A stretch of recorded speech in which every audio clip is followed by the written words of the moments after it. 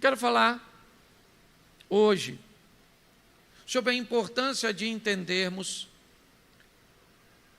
que a salvação é para todos, mas não é para todo mundo. Quando nós olhamos o ladrão na cruz, os dois, nós vemos que nitidamente um resolve não ir. O Salvador está no meio dos dois. Jesus poderia salvar ambos. Os dois eram ladrões. O que haviam roubado ou a quantidade não interessava.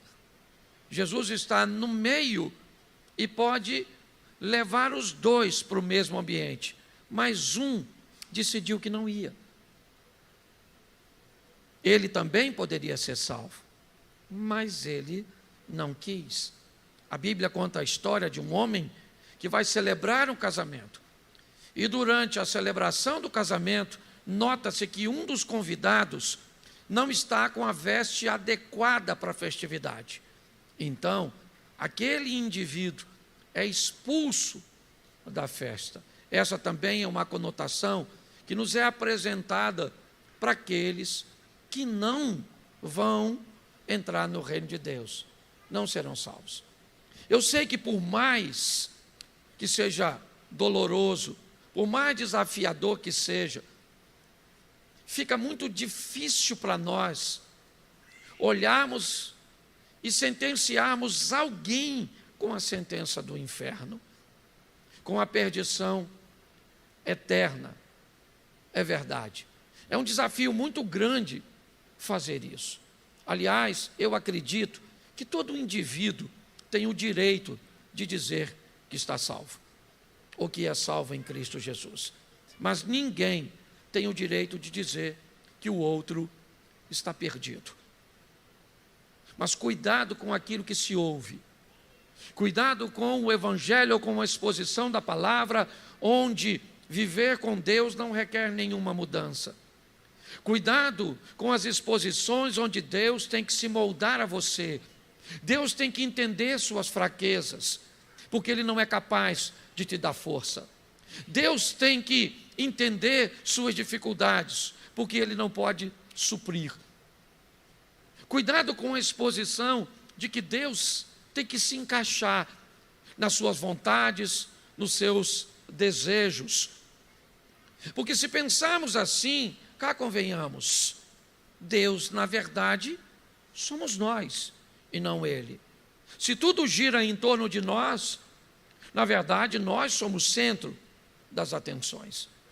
Então, temos que ter muito cuidado quando vamos olhar para isso, porque estamos vivendo um tempo onde as pessoas, elas querem ser ouvidas, ser assistidas e ganhar a sua atenção. E para ganhar a sua atenção, elas são capazes de dizer sempre o que lhe convém, sempre o que lhe agrada.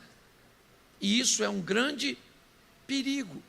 Hoje um pastor tem na igreja, às vezes, 3, 4 horas por semana para combater todo o conteúdo ministrado o tempo inteiro. Né? Até porque o algoritmo, ele reconhece o que você assiste, ele reconhece o que lhe interessa. Então, se você se interessa por assuntos religiosos, ele manda o tempo inteiro isso para você, sem discriminação. Vai colocar todo o conteúdo que envolva, certo, a religiosidade para você. E hoje muitas pessoas despreparadas acabam se atrapalhando.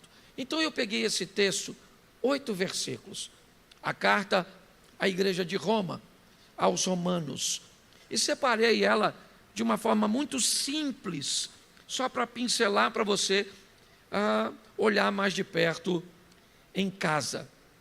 O capítulo 1, o verso 5, diz assim: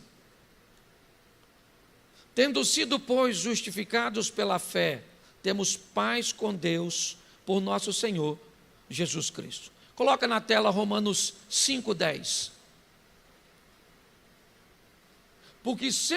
Porque se nós, sendo inimigos, fomos reconciliados com Deus.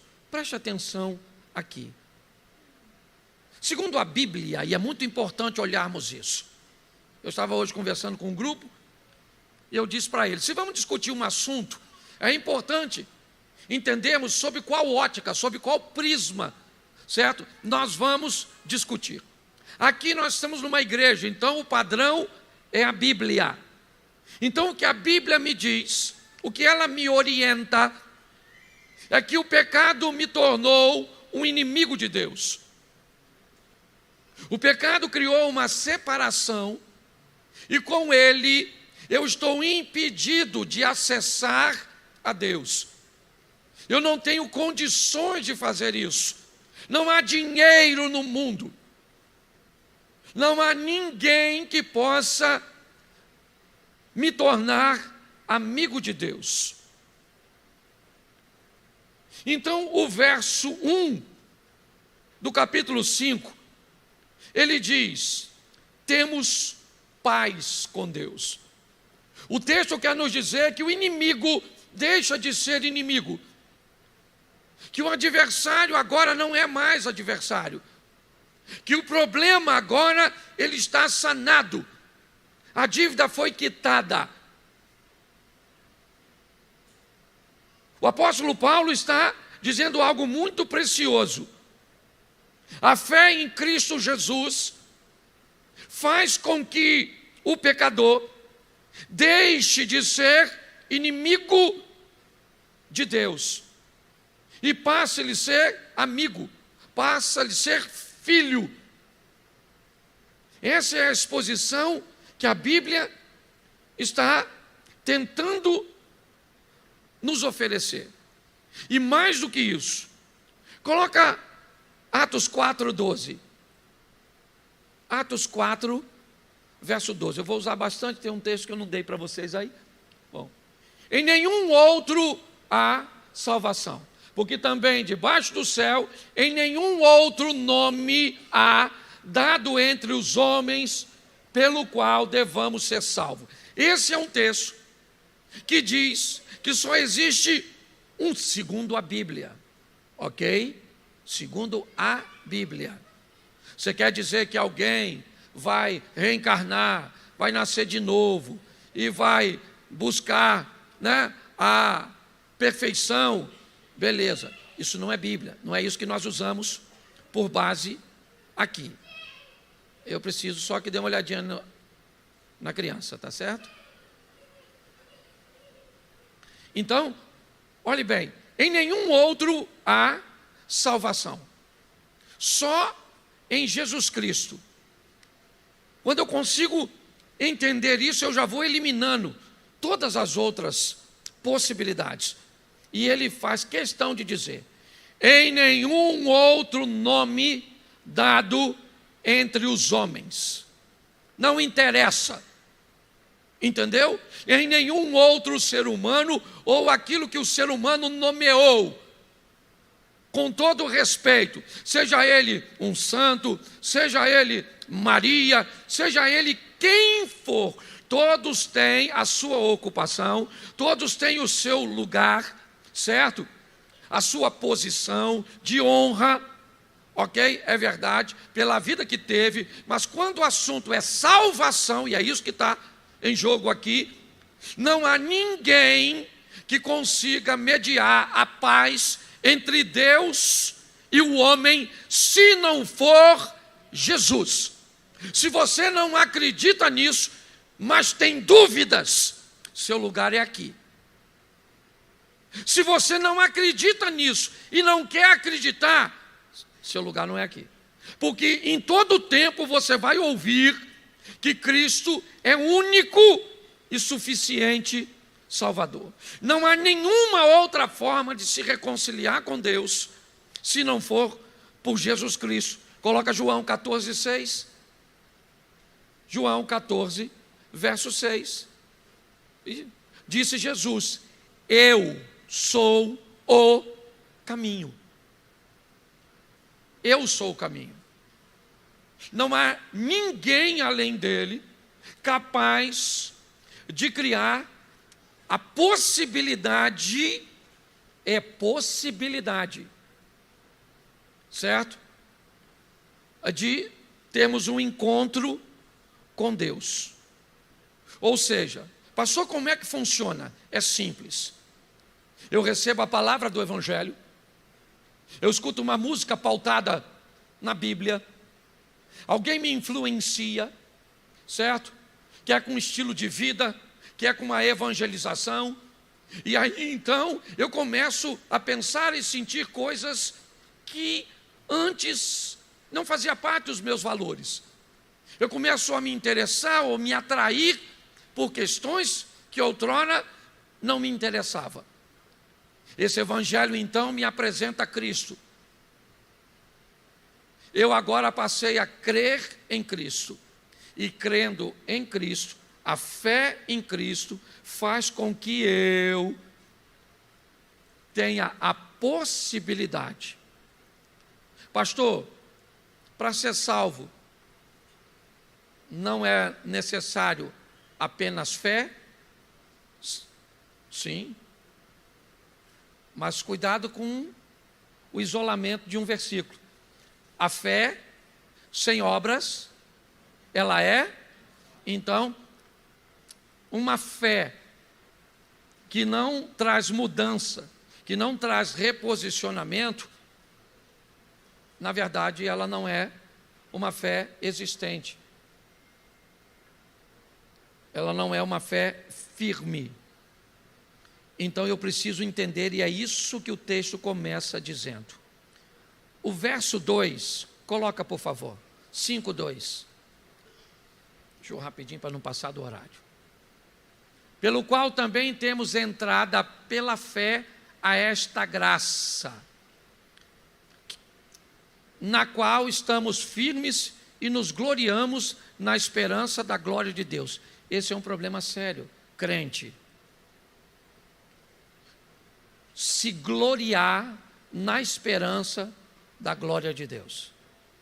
Você precisa fazer isso com muito cuidado, com muita discrição. Por quê? Porque pela fé acessamos a graça. E graça é um favor que não se merece. Entendeu? Quando a Bíblia diz que eu não tenho tempo, estamos firmes. Não estamos firmes porque nós somos firmes e constantes. Não. Estamos firmes porque a graça de Deus permanece firme e constante. A nossa segurança não está em nós, está em Cristo. Ok? A firmeza ali, quando o texto diz que na qual nós estamos firmes, a firmeza para nos salvar não está em nós. Porque no que depender de nós, nós não merecemos. E a palavra graça ali, porque língua portuguesa tem disso. Me ajude aí com a palavra graça. Nós somos salvos mas a salvação não é. Eu queria saber qual a sua. Queria dizer que hoje você está uma. Queria perguntar o que você está achando. Uma palavra só. Língua portuguesa tem disso. Certo? Então, o sentido de graça é favor que não se merece.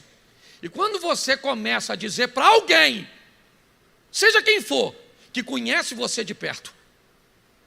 Por quê? Porque a grandeza da vida com Deus não está em tratarmos bem os estranhos. Não. Aliás, isso é quase universal. Tratamos muito bem os estranhos.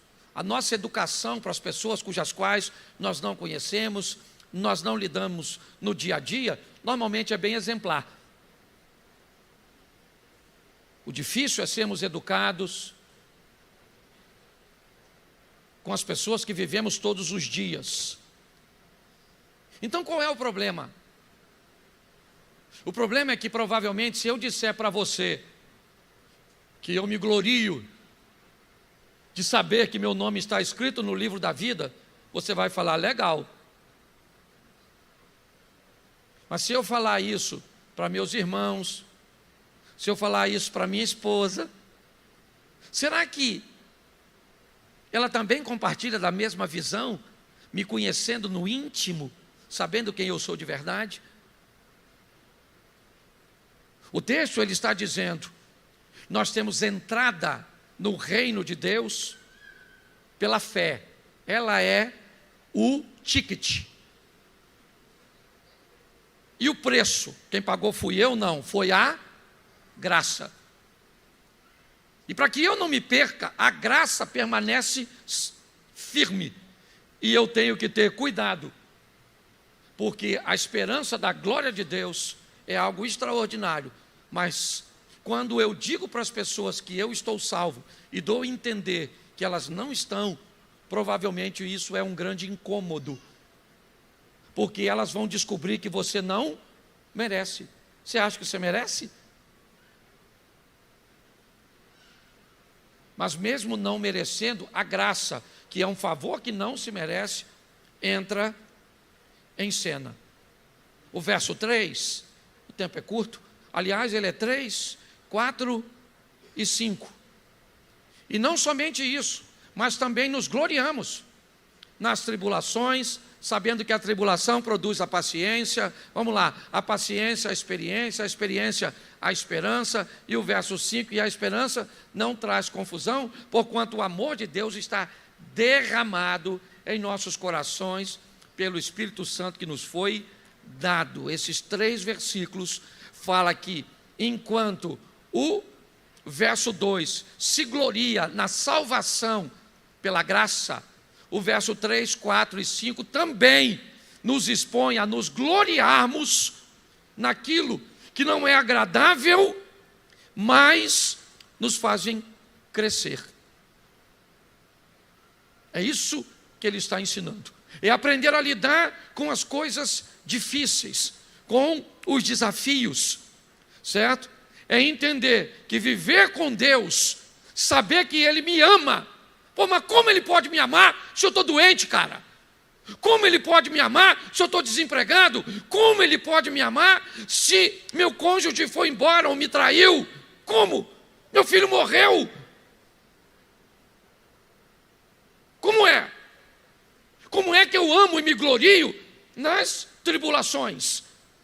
É difícil demais, claro, e é por isso que o texto diz que nós sobrevivemos a isso. Verso de número 5, por favor.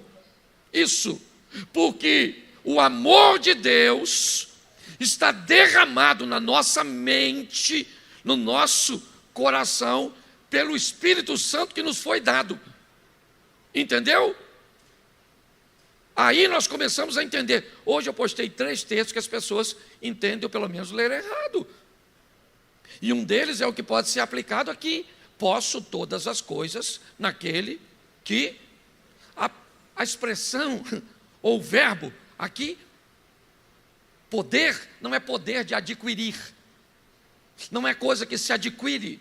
Eu posso ter um carro, então eu posso todas as coisas. Eu posso ter um bom emprego, eu posso ter um casamento, eu posso ter filhos.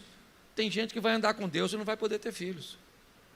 Tem gente que vai andar com Deus e não vai poder ter carro. Tem gente que vai andar com Deus e não vai poder ter um montão de coisa. Então cuidado com essa leitura descabida. O texto, na verdade, a questão do posso, quer dizer suporte. Eu posso viver com isso e sem isso. É isso que o texto está dizendo. Eu sei viver com amigo, eu sei viver sem amigo, eu sei viver com dinheiro, eu sei viver sem dinheiro, eu sei viver com saúde, eu sei viver, certo, com doença, eu sei viver de qualquer maneira. E eu só sei por quê? Porque tem uma coisa chamada Espírito Santo, e esse Espírito Santo que me foi dado por Jesus, eu vou, mas não vos deixarei órfãos, eu vou ministrar Ele sobre vocês, e quando Ele vier, o amor de Deus vai ser derramado no seu coração. E aí não interessa o que você enfrente. Você vai estar chorando num túmulo porque está enterrando um ente querido, mas você sabe que Deus te ama. Você não tem dúvida disso. É isso. Ele está preparando pessoas fortes. Então é por isso que ele termina dizendo: a experiência produz a esperança, e a esperança não traz consigo confusão. Ele continua. É um texto duro, é verdade, mas muito esclarecedor. Verso 6. Porque Cristo, estando nós ainda fracos, morreu a seu tempo pelos ímpios. Bom, isso aqui é bem legal. Jesus morreu para salvar o Papa, sim ou não? Os padres, os pastores, os ministros do STF. Ele morreu para salvar a turma do Hamas, do Hezbollah, os traficantes. Ele morreu para salvar todos os ímpios, enquanto os ímpios ainda estavam fracos. Isso é uma das coisas que mais me sustenta no caminho do Senhor ao longo de todos os tempos. Todas as vezes que eu me deparo com esse texto é um dos que mais firma meus pés, por causa da pergunta que vai ser feita agora no verso 7. Na verdade é uma afirmaçãozinha, não tem nenhum. Porque apenas alguém morrerá por um justo. É basicamente uma afirmação. Por quê? Porque ele termina dizendo: pois poderá ser que pelo bom alguém ouse morrer.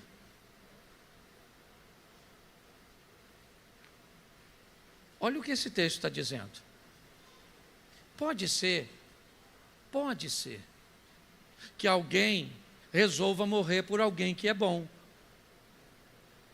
Pode ser que alguém resolva realmente morrer por uma pessoa que a gente considera decente. Por mais difícil que seja, absurdo que seja, isso pode ser plausível. Mas bota o verso 8. Mas Deus prova o seu amor para conosco, em que Cristo morreu por nós, sem garantia nenhuma.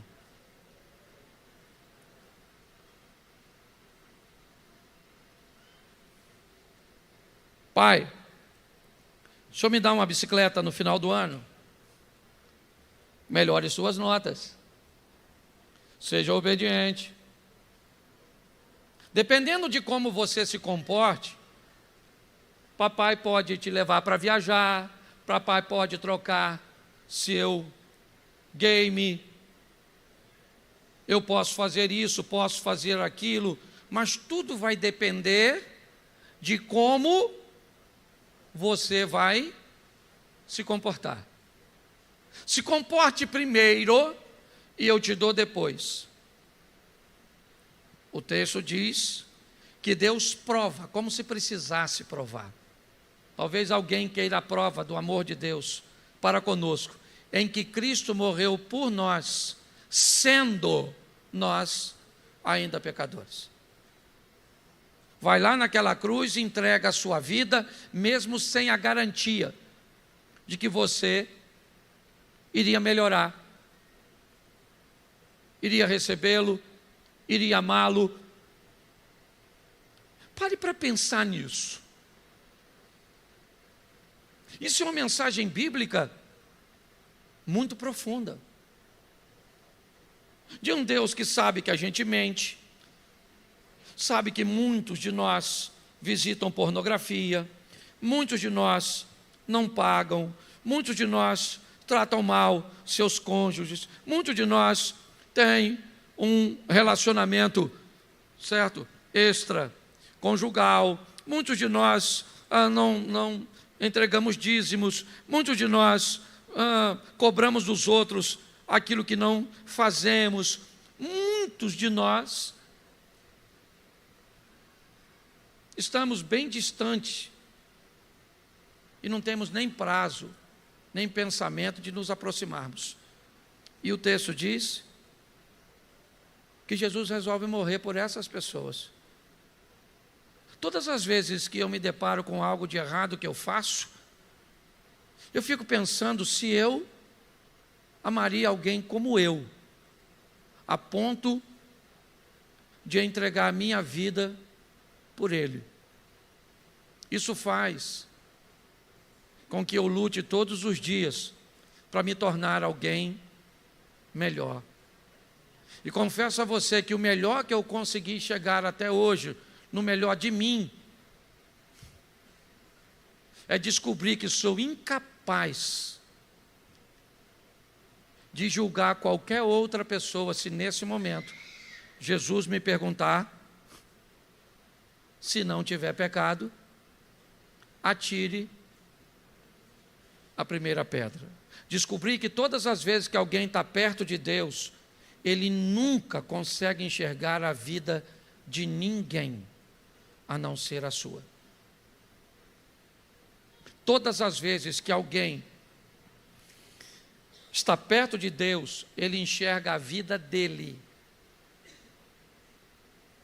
Todas as vezes que alguém está perto de Satanás, ele enxerga a vida de todo mundo, menos a dele. Então o que eu preciso entender é: não existe evangelho sem mudança. Se aceitou Jesus, aceitou. Pastor, eu recebi Jesus como Senhor e Salvador da minha vida. Então, beleza. Quais são as primeiras coisas que eu passo a fazer depois que recebi Jesus como Senhor e Salvador da minha vida? Primeiro, eu oro. Se você não ora, não interessa quantas vezes você vem à igreja. Quem aceitou a Cristo, conversa com Ele, e a forma de conversar com Ele é oração. Segundo, se aceitou Jesus, você lê a Bíblia. Nosso manual de fé, né, e prática. Se você não lê a Bíblia, ok? Ah, pastor, eu não consigo ler todo dia. Eu não estou determinando aqui isso. Então você lê a Bíblia, você ora. Então tá bom, bom negócio. Pastor, eu comecei a me preocupar demais com o bem-estar dos outros. Nossa, isso significa que você é um cristão, já está legal. Pastor, eu não tenho muito não. Eu vou falar para o senhor, uma vez por semana, tem uma família lá no final da rua que eu moro, pastor. Eles são pobres demais. Então, uma vez por semana, pastor, porque eu não posso fazer todo dia. Eu saio para comprar pão. Sabe o que eu faço? Ele tem 3 filhos, ele e a esposa. Então, eu compro 5 pães, pastor. E eu passo lá e deixo os 5 pães naquela casa. Nossa, que sensacional. Significa que você... Ah, pastor, mas será que isso? Eu não deveria ter o dinheiro para mudar a vida dele? Mas você não tem. Então, enquanto você não tem, você faz por ele o que você pode fazer. Você consegue entender? Quando você começa a olhar para você mesmo, recebi Jesus, beleza, eu já estou orando, está certo. Eu já estou lendo a Bíblia, tá bom. Já me preocupo com a vida do outro. Não quero ver ninguém sofrendo, não quero falar mal de ninguém, não quero criar contenda. Então, beleza. Já consigo fazer alguma coisinha dentro daquilo que eu posso, da minha realidade. Tá certo. Então, agora eu já olho os lugares que eu frequento. Cristo está presente. Eu falei isso esses dias, num vídeo meu. Quando eu pedi a minha tia para ir a algum lugar, ela me fazia 2 perguntas. A primeira: Cláudio, o que tem lá? A segunda: o que você quer fazer lá? Essas 2 perguntas me norteavam para saber se aquele lugar eu precisaria ou deveria frequentar. Então, se o Evangelho não mudou você, ele precisa mudar. Tornar você perfeito, ele não vai fazer. Eu falo algo e termino aqui, de algo que eu procuro usar comigo. Reduza seu pecado. E Jesus sabia disso.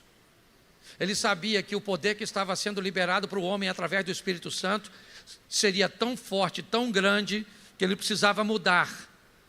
Preste atenção. Com o Espírito Santo nós nos tornamos tão capazes de nos autodisciplinar, que o Velho Testamento diz: não matarás, não adulterarás. Lembra disso? Os 10 mandamentos? Mas aí Jesus disse: bom, lá dizia não matarás, porém eu vos digo, se você se irá contra seu, você já se você cobiçar, preste atenção, aqui, você nem fez, você só pensou. Para mim esse é o estágio de um crente evoluído. É o indivíduo onde quem olha de fora não consegue mais enxergar pecado. Você olha para a pessoa e diz: cara, essa pessoa, o que ela faz de errado? Eu não sei o que ela faz de errado. Ela é perfeita. É por quê? Porque ela conseguiu interiorizar. Ela tem raiva, mas não explode. Ela tem desejos, mas eles não afloram nem nos olhos, nem na expressão facial. Empurra o pecado para dentro.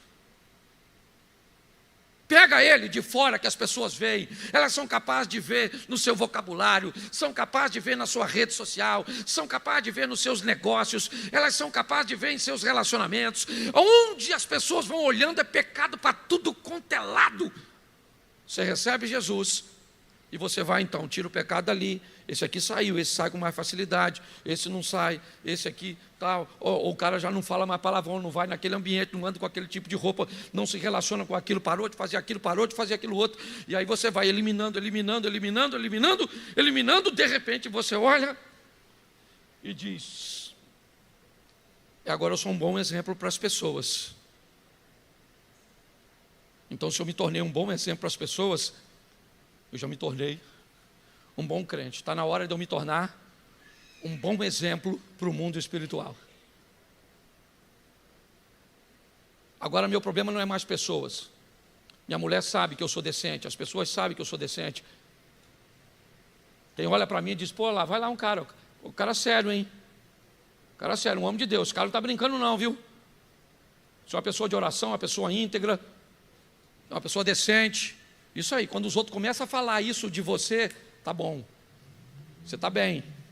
Isso significa que as pessoas que estão olhando o que você faz, a periferia, elas não conseguem ver. Mas você sabe. Você sabe o que você tem. Você sabe o que você sente. E nós somos capazes de vivenciarmos isso. O Espírito Santo, como diz o texto ali, foi derramado em nossos corações. Entendemos que Cristo morreu por nós, sendo nós ainda pecadores. Não morreu por santos, morreu por pecadores. Quer se gloriar? Se glorie da bênção, da graça ter te dado a salvação. Mas evite falar isso para os outros. Se glorie só na sua conversa com Deus. Senhor, muito obrigado, Senhor, meu nome está escrito no livro da vida, eu te louvo, eu nem mereço, Senhor. Nossa, Senhor, mas o Senhor sabe o quanto eu já melhorei. O que eu fazia e hoje não faço mais, o que eu falava e hoje não falo mais. Muito obrigado, Senhor, eu sou grato. Agora nunca diga para outra pessoa: olha, com esse estilo de vida aí, você está perdido. Vamos lá para a igreja. Pronto. Então vamos sair daqui, irmãos, para vivermos o extraordinário de Deus. Por que é tão difícil mudar? Porque muitas vezes estabelecer um novo padrão de ações, de pensamentos, é tão difícil. A maioria de nós sabemos o que é certo, mas temos grandes dificuldades de fazer o que é certo. Às vezes não simplesmente no que diz respeito ao pecado, mas o que diz respeito a decisões assertivas, que podem levar a nossa situação econômica para uma nova esfera, ou para um outro nível, que possa levar o nosso relacionamento com Deus numa outra esfera, no que diz respeito ao relacionamento espiritual, que possa levar o nosso casamento, ou a criação de nossos filhos, ou o estabelecimento de nossa credibilidade. Todos nós gostaríamos de mudar, e por que queremos tanto algo que muitas vezes não conseguimos? Talvez porque temos um pouco de dificuldade de entender que o nosso cérebro, programado para gastar sempre menos energia, sempre poupar, muito mais para que o corpo se mantenha firme, ele procure repetir comportamentos, ele procure sempre o conforto de fazer coisas cujas quais se precisa gastar menos energia. Daí todas as vezes que desejamos mudar, inevitavelmente vamos ter que sair do conforto de repetir comportamentos para o conflito de mudar de decisões. Algumas pessoas até conseguem êxito num curto prazo de tempo, começa a ler a Bíblia e consegue ler alguns capítulos ou alguns livros, mas é só depois, só passar um tempinho e já não consegue ler mais. Elas se matriculam numa academia e no começo elas conseguem desenvolver, certo? Mas depois elas param, elas começam a estudar, elas começam a praticar decisões mais assertivas no que diz respeito aos seus relacionamentos, mas não conseguem ir muito longe. Isso, se não tivermos a habilidade para avaliar, nós vamos dizer que essa pessoa é uma pessoa sem disciplina, vamos chamar talvez até de procrastinação, aquilo que não é, e uma série de outras coisas. Eu tenho aprendido que pessoas normalmente mudam em 4 ambientes, são os mais fortes de mudança. O primeiro ambiente onde as pessoas costumam mudar é o ambiente da dor. O ambiente onde as pessoas se machucam. Quando pessoas se machucam muito numa situação, essas feridas, essa dor, essas lembranças, buscam fazer com que pessoas mudem. Nem sempre essas mudanças são positivas. Às vezes o trauma pode transformar uma pessoa de bem, uma pessoa boa, em alguém com mau comportamento. Mas é um ambiente de mudança, um ambiente de dor. Algumas pessoas, ou outro ambiente que é muito comum das pessoas mudarem também, são os ambientes de inspiração. Aquele ambiente onde você vai e alguém conta uma história que venceu um câncer, que conseguiu ultrapassar uma dificuldade, que conseguiu que uma porta fosse aberta depois da falência financeira. E nesse ambiente de inspiração, pessoas então inspiradas pelo exemplo do outro, também mudam. Isso é muito comum, através dos testemunhos. Preste atenção, porque um texto, ele vai completando o outro. Eu li, porque eu separei aqui, 10 frases ditas por Jesus. A primeira é o reconhecimento de autoridade de Deus e de seus pais em Lucas 2. A segunda é o reconhecimento da autoridade de João Batista sobre ele, Mateus 3:15. Depois é ele falando da sua missão em Marcos 1:15, onde ele fala de arrependimento e fé. A quarta está em João 1:38, onde ele pergunta: o que vocês estão buscando? Vocês vieram à igreja para quê? O que vocês querem comigo? O que vocês estão querendo comigo? É isso que ele está perguntando. No Evangelho de João, a história começa assim: o que você está buscando em mim? Eu acho que vale uma reflexão. Mas quando ele sai de João 3,15, Jesus diz 3 frases. Como eu disse 10, eu já li 4, vou ler mais 3 agora. Bota para mim Mateus, vou ler todas elas em Mateus para ficar fácil. Mateus 4:4. Mateus: ele, porém, respondendo, disse o quê? Ele disse o quê? Ele disse o quê? Verso 7.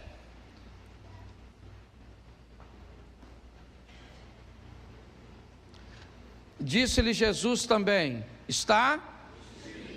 Ok. verso de número 10.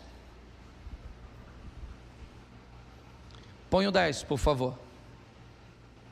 Então disse-lhe, preste atenção, na minha Bíblia, e na sua, se você tiver, aqui ó, então disse-lhe Jesus, está escrito de preto, ok? Ele começa a falar agora, vai-te, Satanás, porque está, preste atenção no que eu vou lhe dizer agora. As primeiras frases ditas por Jesus refere-se a reconhecimento de autoridade. A segunda frase de Jesus, que eu citei para você, fala de sua missão e do que é necessário. Mas agora Jesus vai falar algo muito importante. 3 vezes ele diz, está escrito, está escrito, está escrito. Primeiro ele me mostra autoridade, mas agora ele me mostra conhecimento. As 3 frases ditas por Jesus agora são para combater uma coisa, sabe o que? A Bíblia. As 3 frases que Jesus está usando da Bíblia é para combater a própria Bíblia. Ué, pastor, você ficou louco? Não. Jesus está me mostrando agora que se eu quero ser bem sucedido, eu tenho que conhecer tanto a verdade, que se alguém me contar essa verdade de uma forma equivocada, eu sou capaz de identificá-la. Sabe qual é o problema nosso? Ou da grande maioria, nós conhecemos o evangelho que os outros leram. Alguém leu, veio aqui, falou, e você nem sequer conferiu. Preste atenção, 3 versículos agora. Jesus está sendo tentado por Satanás. É uma guerra de conhecimento. Os 2 conhecem muito a Bíblia, sim ou não? A diferença é que um conhece e o outro é. E aí eu pergunto a você, está lá Jesus e Satanás no deserto, sim ou não? Sim ou não? Isso. Satanás é um ser humano ou ele é um espírito? Ser humano ou espírito? Jesus é um ser humano ou um espírito? Jesus é um ser Então Jesus é um humano conversando com um ser espiritual, se é que eu posso chamar celestial, tá certo? Sim ou não? Qual é a diferença entre os 2?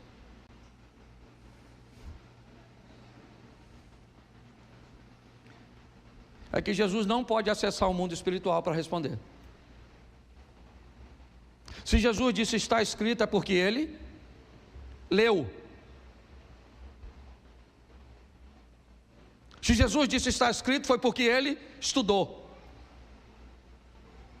É importante nós entendermos isso. O que ele está fazendo é, Satanás diz, você tem fome? Diga a essas pedras que se tornem em pães. E sabe o que Satanás diz? Está escrito. E Jesus disse, mas também está escrito, nem só de pão viverá o homem.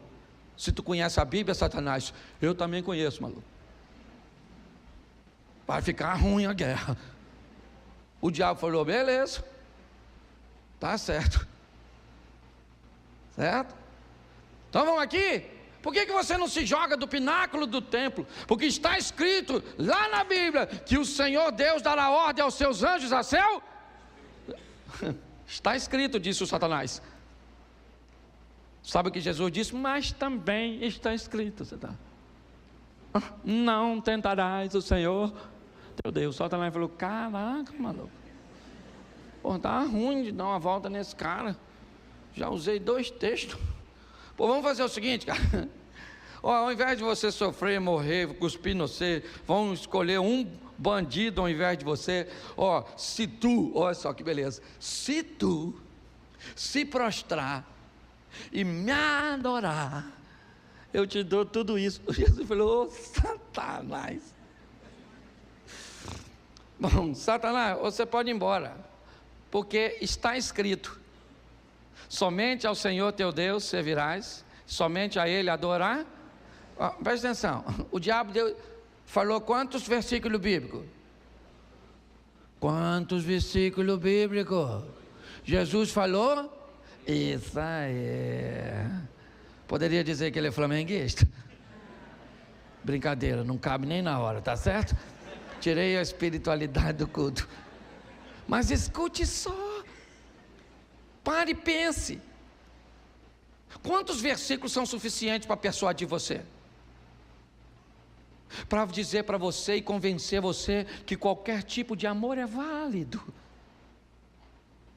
Quantos?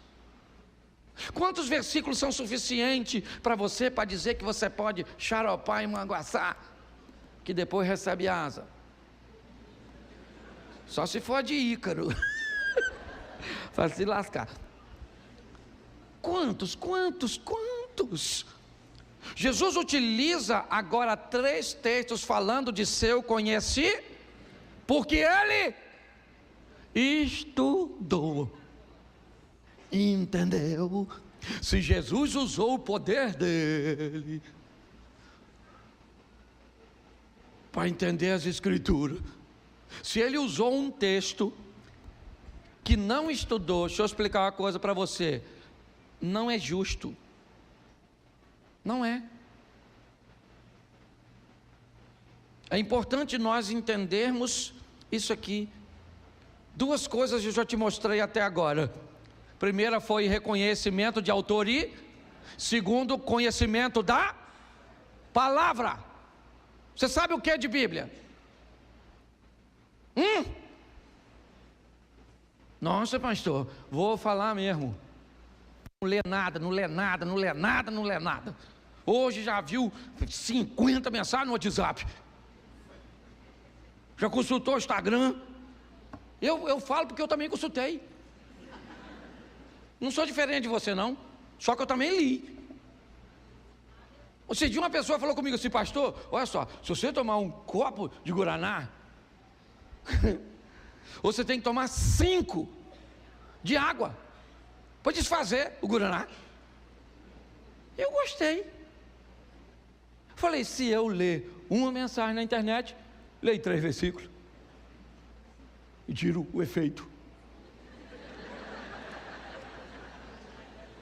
Para cada mensagem lida no WhatsApp, você lê 3 versículos, até reduzir, ó. Era para fazer 5 copos, mas o evangelho é tão bom que dá para reduzir para 3.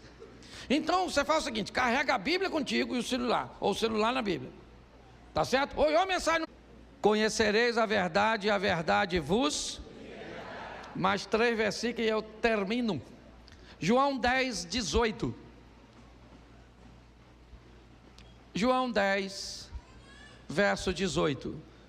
Ninguém me tira de mim, mas eu de mim mesmo a dou. Tenho poder para a dar e poder para tornar a tomá-la. Esse mandamento recebi do meu. Presta atenção, porque o terceiro assunto de Jesus é controle. O primeiro é autoridade, o segundo é conhecimento e o terceiro é controle. O primeiro é autoridade, o segundo é conhecimento, o terceiro é controle. Jesus está mostrando que com reconhecimento de autoridade, conhecimento e controle, eu vou vencer. Ele diz: eu venci. Venci por reconhecer a autoridade de Deus, da minha família ou dos meus responsáveis e das autoridades que estavam sobre mim. Eu venci por quê? Porque conheci a verdade, porque conheci a Bíblia para combater. E agora ele me mostra o que ele está dizendo. Ele está pronto para morrer. E ele está dizendo: palhaçada é essa, discípulo? Conversa é essa, rapaz? Ninguém tira a minha vida, sou eu que dou. Eu estou no controle desse negócio tudo aqui, rapaz. Para com essa palhaçada. Porque eu imagino os discípulos de... Calma, gente. estou entregando e já já eu tomo de volta. E aí eu vou voltar aqui num corpo ressurreto, ninguém me mata mais. Controle, controle, controle. João 19:11. Põe aí, 19:11, irmão. Isso. Respondeu Jesus. O que ele está dizendo?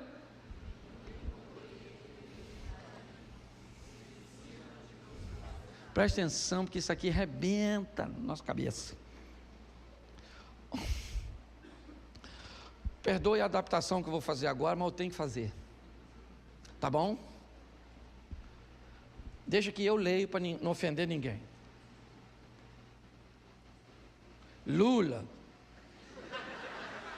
nenhum poder terias contra mim se de cima não tivesse dado. Bolsonaro: nenhum poder teria contra mim se de cima não te fosse dado. Papai e mamãe: nenhum poder teria contra mim. Deixa eu falar uma coisa para você. Jesus está dizendo o seguinte para Pôncio Pilatos: Pilatinho, sabe o que Pilato falou para Jesus? Encheu o peitinho. Ele falou: ô Nazareno, estão querendo lascar você. E aqui nessa jossa quem manda sou eu. Fala comigo agora, ô Nazareno, porque eu livro você da morte. Eu sou Pôncio Pilatos. Jesus falou: Pilatinho, sabe de nada, vai lavar a mão, miserável. Ô Pôncio, nenhum poder tu teria, cara. Tu só está onde está porque meu pai deixou. Sabe o que Jesus está dizendo? Ô camarada, quem está no controle de tudo aqui sou eu. Sabe o que ele disse? É-me dado todo o poder no céu e eu acabo com isso tudo agora, rapaz. Oh, as pink em cérebro, meu Deus do céu, querendo dominar o mundo? Jesus está dizendo: eu faço o que eu quiser. Ninguém. Agora, deixa eu te dar uma notícia agora ruim também, que hoje eu vim para dar uma notícia ruim. Você sabe por que tem gente ruim no poder? E Deus permite que elas estejam lá? Porque alguém tem que estar. Alguém tem que estar no poder, sim ou não? Você quer? Então não reclama de quem está. Entendeu? Tem lugar que não era para o outro estar lá, era para tu. Mas tu não quer estudar, tu não quer trabalhar, tu não quer se dispor, tu não quer fazer nada. Aí fica reclamando do outro que está lá. Alguém vai ter que ocupar o lugar, querido. Entendeu? Acabou. Eu já tive aqui gente, certo, que entrou aqui e falou: pastor, feliz ao nosso partido, eu vou financiar uma campanha para o senhor a senador, aqui dentro desse estabelecimento. Eu olhei para ele e falei: querido, você acha que eu sou pastor, eu sou sacerdote, eu sou político? Ele me olhou assim meio sem graça, falou: eu acho que o senhor é sacerdote. Falei: então vamos tomar um café. Então eu posso reclamar do senador? O Rio de Janeiro está lá representado por Romário. Porque nós estamos precisando de uns gols no Senado. Mas por que você acha que ele ganhou para senador? Porque jogou nos 3 grandes do Rio e construiu um nome, sim ou não? Então, eu não reclamo, só oro: Senhor, essa dele bateu na trave. Não é verdade? Eu oro, porque você está rindo, mas o assunto é sério. O que Jesus está mostrando aqui é o seguinte: eu estou no controle. Ele disse a Pôncio Pilatos: ninguém, certo, ou nenhum poder terias contra mim se de cima te não fosse isso aí. E aí? Seu pai não teria poder nenhum, você teria nascido em outro canto. Aliás, você nem teria nascido se você não gosta do seu pai e da sua mãe. Botaram você numa chocadeira assim e você nascia naturalmente, do nada. Ninguém. Mas você só vai conseguir entender isso quando você reconhecer a sua identidade de fato. O último texto que eu vou usar aqui é o último texto dito por Jesus, certo? No Evangelho de Marcos, capítulo 16, verso 16. Ele já está indo embora, certo? Preste atenção no que ele diz. Quem crer e for, será, mas quem não, será. Verso 17. Estes sinais seguirão aos que, em meu nome, falarão novas.